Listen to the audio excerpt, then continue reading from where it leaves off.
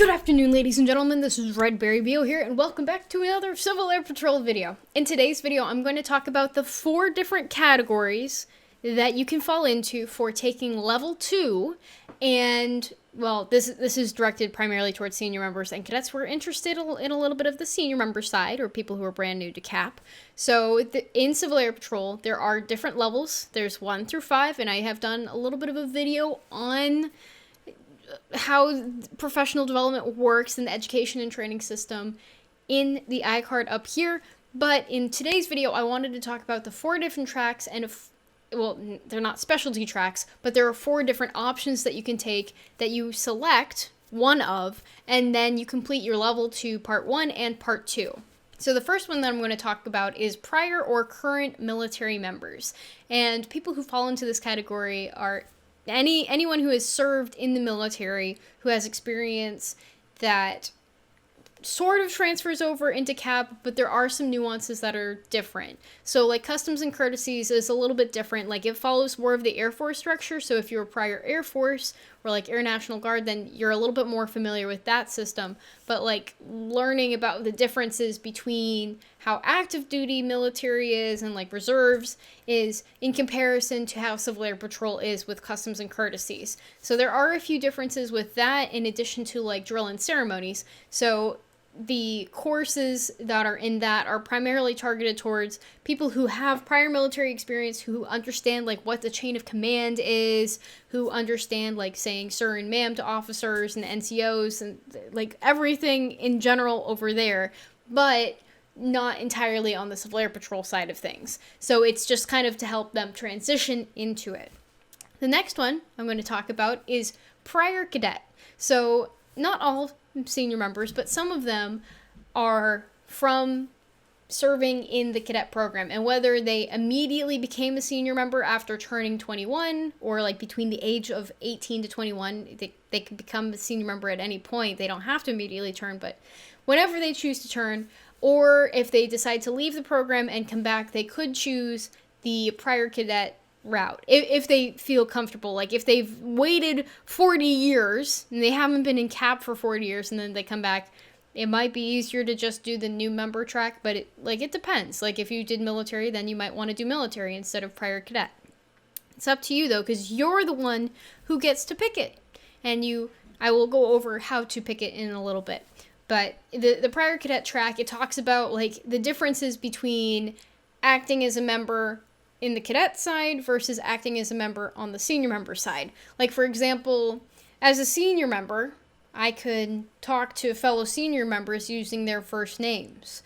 But as a cadet, you're taught, say sir, say ma'am, say their grade and their name, their last name, instead of saying their first name, as to be following customs and courtesies and acknowledging their grade. So it talks about kind of the nuances there, in addition to differences between the uniforms, like how the insignia are different colors and the name tapes are different. So just explaining uniform differences, in addition to like just how you can fulfill your role as a senior member a little bit more effectively rather than just being thrown in from being a cadet. Because some people, after they transition from being a cadet to a senior member, they still sort of have that mentality of a cadet. And that's understandable because that's the experience that they have. And with these new courses, they're trying to kind of push senior members to understand, like, this is the way, this is our culture, this is how we want to interact with each other, and here are your expectations as a senior member. So the next one is the professional receiving an advancement in grade. So if there is a certain profession that you fall under that CAP approves of to give you an advancement in grade faster than other things, like let's say you are a doctor, then you can get an advancement. If you're a CFI, you can get an advancement. But if you meet CAP's requirements and you are approved by the chain of command to receive that advancement, then there is the professional course, and it's kind of a fast track into the program to say, like, here are all of the things that you need to know. So the professional path is a little bit different from the new member path in that it talks about expectations of someone who is advanced in grade. For example, someone who is a captain, like the CFI example, if they are a captain and they've only been in for like 6 months, that is fairly different from someone who's been in CAP for 5 years who is also a captain. And your insignia kind of serves as a little bit of a resume of like what experience you have in CAP. So just making sure that members are clear on like, we don't just hand this out. It's not every day. And as an advanced grade officer, here are some expectations that you may not be aware of. And the final category is the new member category. So if you aren't prior military or current military, if you're not a previous cadet, and if you're not in a professional advanced grade position, or if you don't have a profession that allows for an advancement in grade, then you fall under the new member category.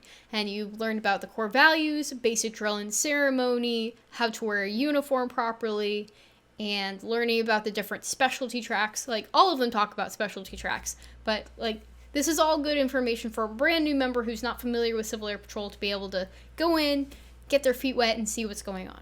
So in order to pick your path, you either do this in your level 1, or if you've already completed level 1, you can do it in the level 2 section. And you just select which path you would like to pursue. It's required that you show proof of your profession, your prior or current military experience, or your prior cadet experience in order for you to follow one of the other paths other than new member. So please keep that in mind. Just make sure you're ready to scan documents when you're doing it, because it will ask for a document and then it will have to be approved in order for you to go down the path. So if you have any questions about what path you should do, I'm more than happy to answer questions in the comments down below.